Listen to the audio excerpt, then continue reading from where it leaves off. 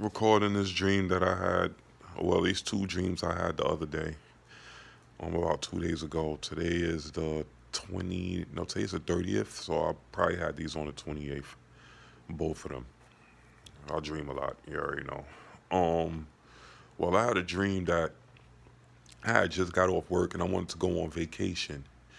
And it's like my mom, she lived in Virginia. So I decided to get on a train straight after work and shoot straight down to a pier where I would catch a boat. So I caught a boat ride with this black guy. The black guy takes me down to Chelsea Piers. We had a conversation. I go by what looks like my area. I remember looking at the area where I was from as I was on a boat and thinking, okay, I'm from this area. I know how to get home from here as we going down the river. We eventually get to the Chelsea Piers area or the pier, the Lower Manhattan area where I would transfer for another boat that's supposed to take me to Virginia. So I meet the captain of the other boat.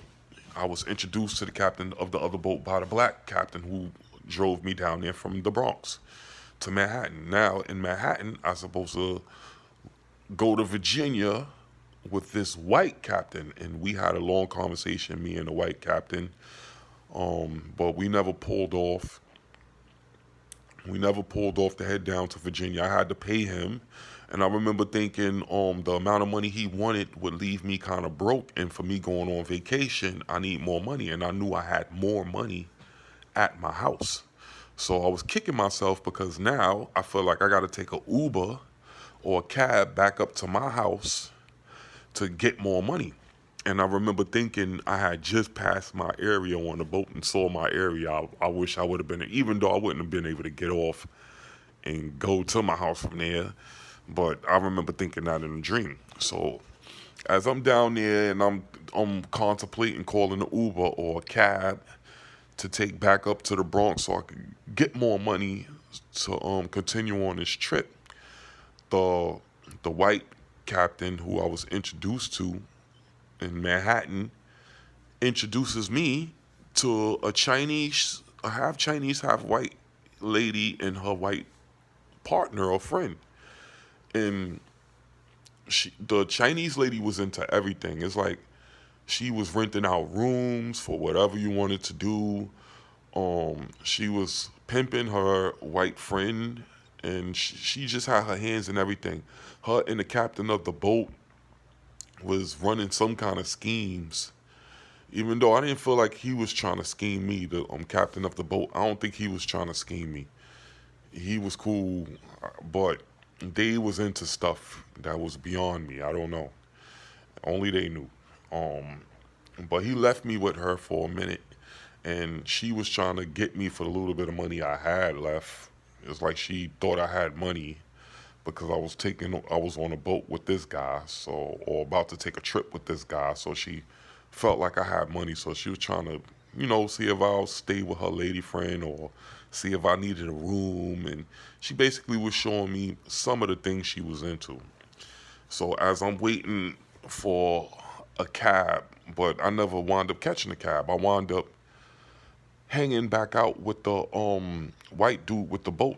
We never even pulled off. We just was on his boat that was parked at the dock in Manhattan. So I never went back to my house to get the money. I never did none of that. I just hung out with him, and we kind of started getting cool, really cool. He was cool. I remember having a deep conversation with him and like feeling really comfortable with him.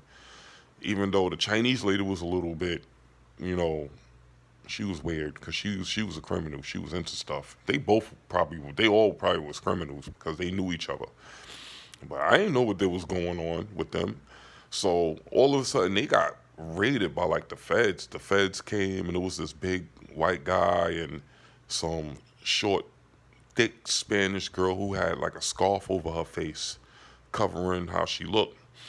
And they raided the boat. Me, the captain of the boat, who was the white guy, was talking, and there was another guy with him that I never really got to see his face, but he was there. He was there from that point.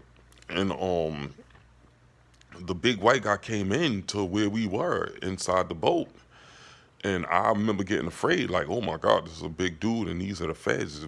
I don't know what's going on.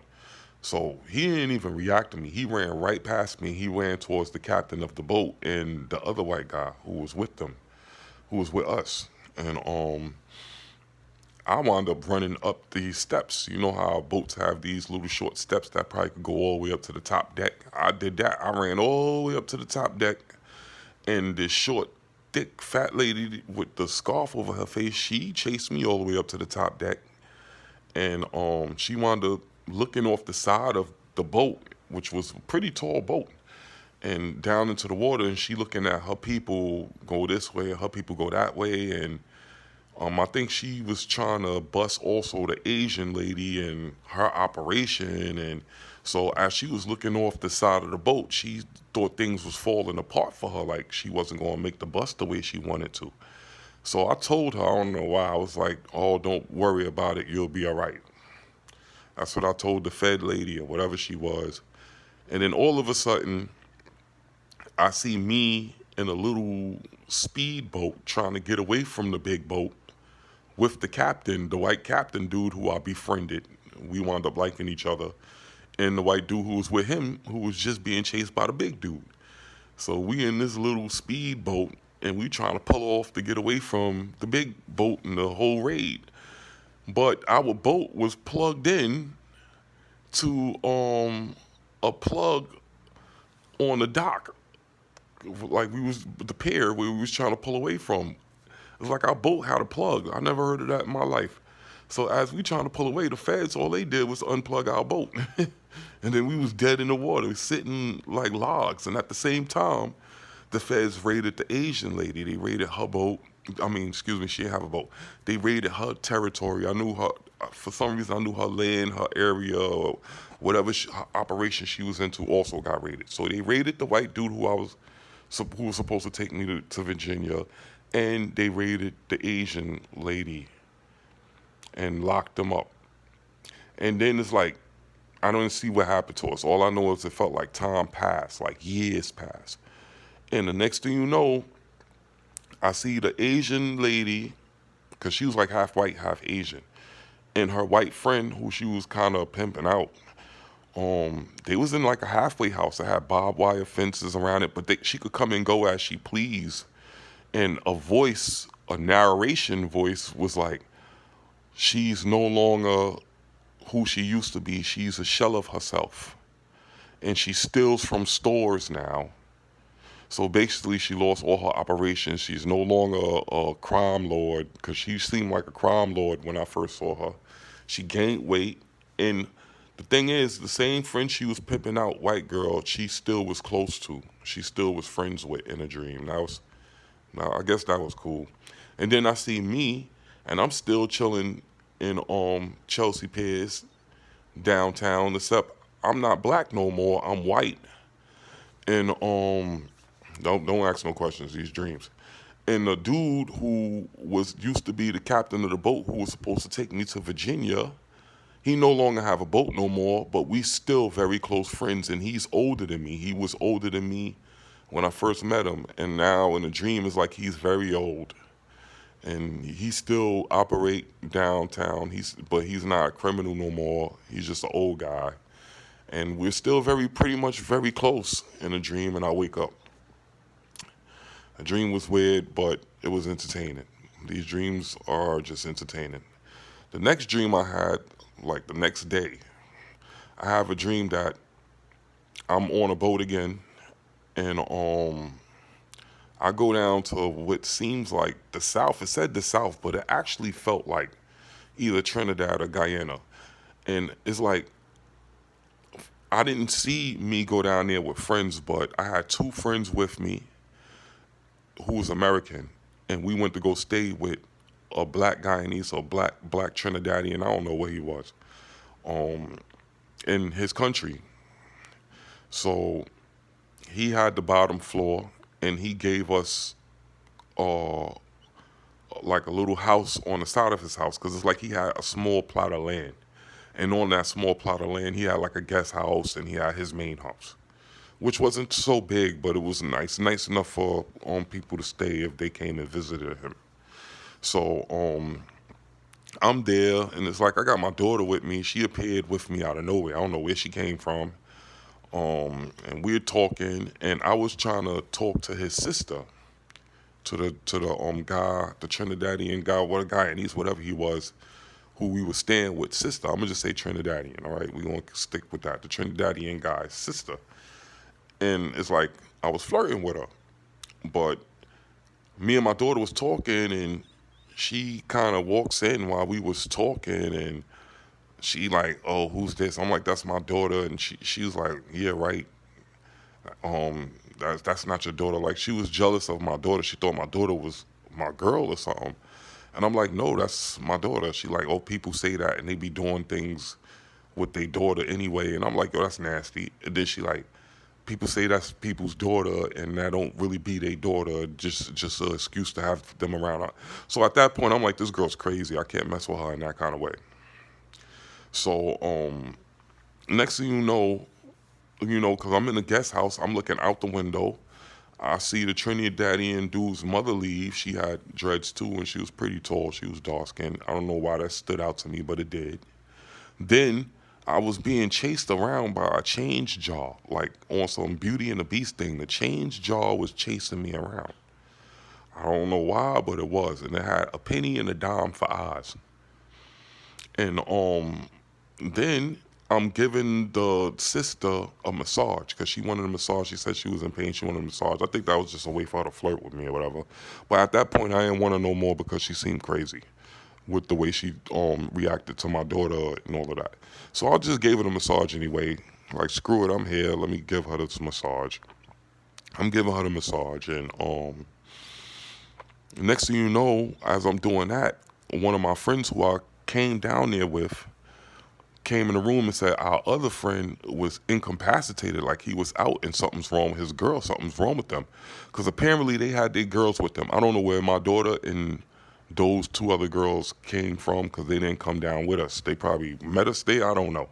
Dreams don't tell you everything, obviously. So I walk in the room and it's like a snake bit them or something. Something bit them. And they was incapacitated. Something was wrong.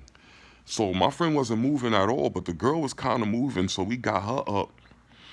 And next thing you know, it switches. The dream switches. I don't know what happened to my friend, and it's like the girls wanted to leave. So let's see, my daughter, the other dude's girl, and the girl who had got bitten. I saw her throw the poison up. She threw it up, and she said, "Okay, I feel better." And they had the babies with them, cause they had, like, you know how you put babies in the like thing that you could carry on your stomach or you could carry them on your back. There's usually these like backpack for babies or something like that. I don't know what they call it, baby carriers. So she's she's they're ready to leave because whatever happened with them being bitten or whatever scared them, so they wanted to leave. So they leave after we revived the woman. But I don't know what happened to my friend, and I didn't get to see what happened to him. So I go downstairs and I'm talking to my Trinidadian friend for a while, and he has a Indian friend because in Trinidad and Guyana they have blacks in Indian communities. So I go with the Indian friend, and the Indian friend basically is showing me around town. He like takes me on a tour of the town, far. So I don't know what's going on. Then the dream switches, and I see people who look like my friends stealing from a house on camera. It's like they on camera or on the news being shown stealing from a house, and in my heart I knew it was a setup. And because my friends were good people, they wouldn't. They had their own money. They didn't have to steal like that. But whoever these people was supposedly dressed like them, and they were dark like us, and they were stealing from somebody's house, and they supposedly got it on camera. And people don't even really look like my friends or nothing like that. They just had on similar clothes, and I knew it was just a setup by the people who was down there. So I see this as I'm in the Indian guy because he takes me to his family's house, and I sit down with them and I eat and all that. And it's like the dream show me within the dream, like a vision within the dream of that happening. So now I'm paranoid, like I got to get out of this country. They trying to set us up. to keep us down there, to lock us up, to extort us. I don't know what they wanted to do or why they was doing that, but I knew it was part of their government, and it was something that was like a setup, like, you know. So like in a third world country type setup to trap people. So I'm like, I gotta get out of here. The girls got out of there. So I see a bus outside. I wound up running, and I ran across a bus, and I knew the bus would take me to somewhere where I could at least get away out of the country. So um, I'm I get on that bus. I sneak onto the bus, and I'm sitting there. And then the bus takes entirely too long to pull away. So I know, like, the cops are coming. Someone told or something's up. So of course, two military-looking Jeeps pull up. One pull up to the front of the bus, and one pull up to the back of the bus. So I get low. I get on the floor so that, I probably won't get caught. So I see a lady officer looking into the bus, like the bus is see-through. It's weird. She looking into the bus, and she sees me. I see her, and I'm like, oh, I'm gonna get caught. So somehow I run off the bus and don't get caught. And I run towards the alleyway. And the same Indian guy who brought me from the black guy's house or property saw me, and he basically got back with me and he helped me to get away from the military people. And I asked him, how do I get back to the black guy's house? Because I didn't know that area. He took me far from the black guy's house, so he said he would help me. And I woke up. So those two dreams right there, to me, they were similar, both of them, because with the extortion thing, with the lady tried to extort me, I felt like that country was trying to extort us because of money. The boats thing, there was some similarities in that dream, but they both were very entertaining. I don't know if there was a bit biblical meaning behind them, but that's what happened in those. So thanks for listening, whoever was listening. Uh, God bless you in Jesus' name. I know I'm going to say that. Until next time.